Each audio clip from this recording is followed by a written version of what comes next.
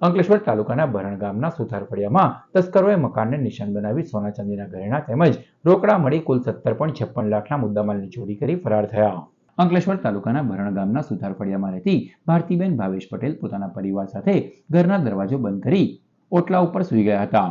તે દરમિયાન તસ્કરોએ ત્રાટકી ઘરનો દરવાજો ખોલી અંદર પ્રવેશ કર્યો હતો અને સોના ચાંદીના ઘરેણાં તેમજ રોકડા 1.62 લાખ મળી કુલ 17.56 લાખના મુદ્દામાલની ચોરી કરી ફરાર થઈ ગયા હતા. તસ્કરોએ એ પ્રમાણે સામાનને વેરવિખેર કર્યા વગર ચોરી કરી હતી કે પરિવારને સવારે ઉઠ્યા બાદ પણ ચોરીની ખબર ન પડી હતી.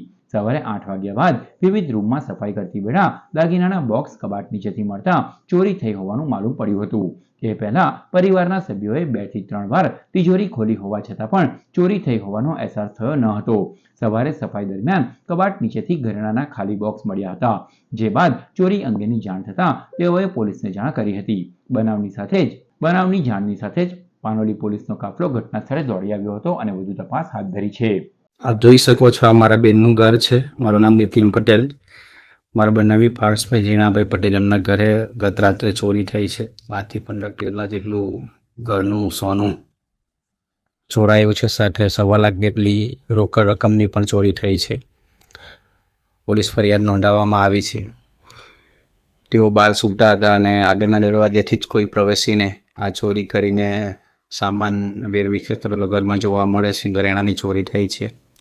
ફરી પાછા બોક્સ અને કબાટને લોક કરીને એ રીતે જેમ હતું એઝ ઇટ ઇઝ રાખવામાં આવ્યું છે. સવારે ઉઠીને જ્યારે બધી સાફ સફાઈ કરતી હતી બેન, ત્યારે એમને આ ખાલી ઘરેણાના બોક્સ જોવા મળ્યા અને તપાસ કરતાં ખબર પડી કે ઘરેણાં ઘરમાંથી ગાયબ થયા છે. ત્યારબાદ કબાટના લોકરમાં તપાસ કરતાં રોકડ રકમની પણ ચોરી થયેલ હોવાનું માલુમ પડેલ છે અને ત્યાંની તેઓએ આજે પાનોલી પોલીસ સ્ટેશનમાં ફરિયાદ નોંધાવી છે.